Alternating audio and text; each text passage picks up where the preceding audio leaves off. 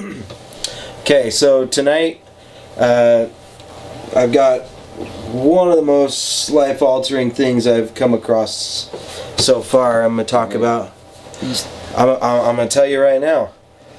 So, and also from now on we're going to, and I was going to talk to you about this, but I forgot, but I think we should try and keep these at 10 minutes. Okay. 20 minutes is what we've been doing. It's just a little cumbersome, I think, for people to sit down and hack out 20 minutes. Yeah. So we're going to try and keep this under 10 minutes. Hopefully total, but maybe after that long intro. But anyways,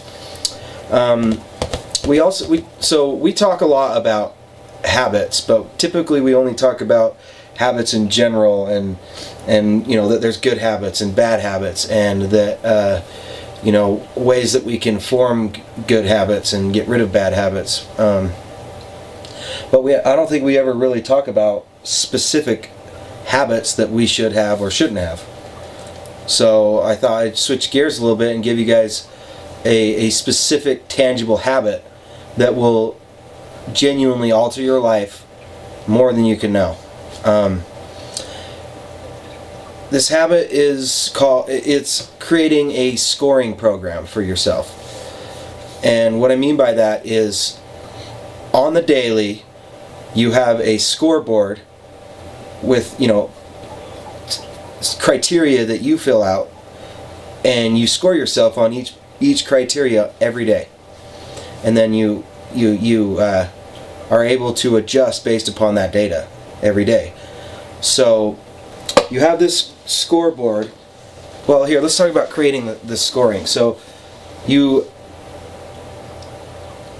okay, first off, let's talk about why you would do this. And we have this thing that's called our psychological necessity. And most people nowadays have an external psychological necessity. We need to change it to an internal psychological necessity.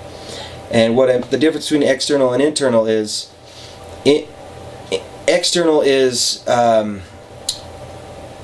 people, society, people, basically things that you react to all day, your emails, people needing things from you, social media, things that are bombarding you for your attention, that take away from you and what you want to get done. Internal are things like the things that make you passionate, things that engage you, things that you genuinely want with your life. Those are the two different, your internal and external forces that are, you know, plaguing or benefiting your psychological necessity. So we want to change it from external to internal. And one of the best ways to do that is with a scoring program. And so the idea is to figure out something that is your goal. So whatever that could be. This could be anything. This could be within work. This could be within your social life, with your family life, with your personal development, with your health, whatever. This works everywhere. And it's important to nail down the goal, though, because that's how you form the questions that you're going to ask yourself every day. And so, for example, let's say you want to lose weight. You're going to want to focus, you're going to want to create a questionnaire based off the needle movers, the things that change. Sorry, my phone's buzzing and I forgot to silence it. Just a sec. There we go. Sorry about that, guys. You're going to want to focus your questions, the things you score yourself on, based off of the needle movers, the things that actually make a difference and move you in the direction of your goal. So for losing weight, you'd have, okay, question 1, did I work out today? Yes or no? And then maybe question 2 is, how well did I work out today? Or maybe you form that into one question. I worked out today, how well did I work out? My scale is a 1 to 10. And you got to figure out your metric, right? So maybe it's good, bad, or really good, bad, really bad, whatever. I don't know. However you want to do it. Something that appeals to you and that you'll engage with. So, yeah. So, you worked out today. How good did you work out? I did a 3 today. Okay. Next question. How well did I eat today? Oh, I did. I did a 7 today. So great. So do you get what I'm saying? These questions are based off of the things that are actually going to move the needle, that are going to progress you towards your goal. And I mean, it's based off of a primary field or a goal.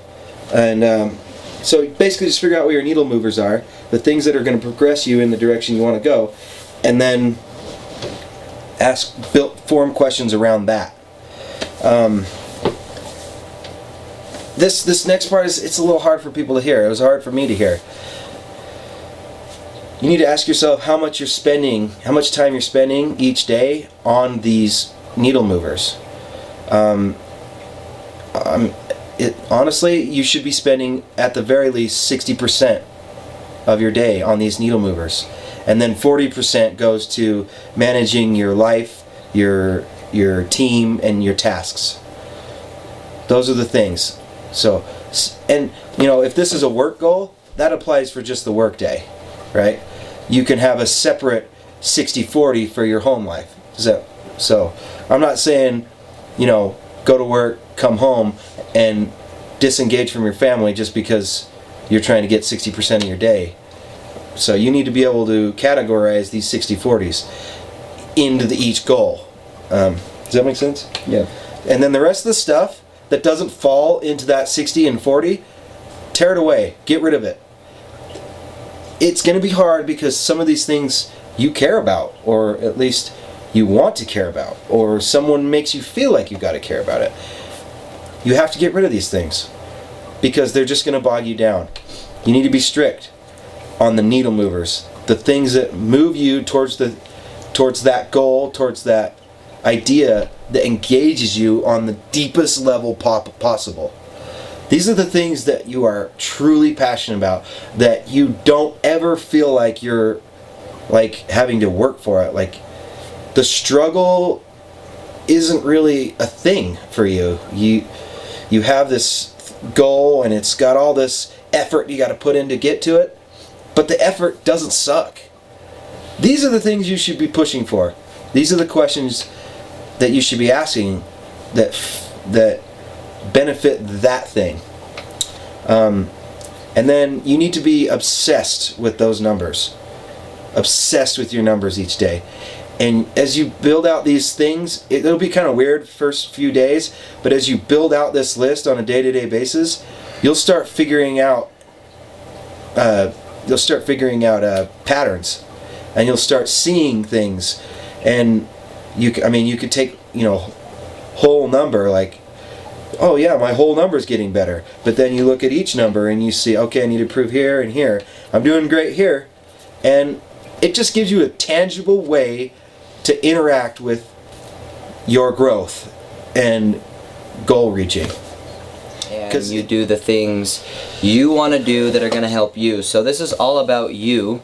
There are no external forces that should play a part in this because you control everything.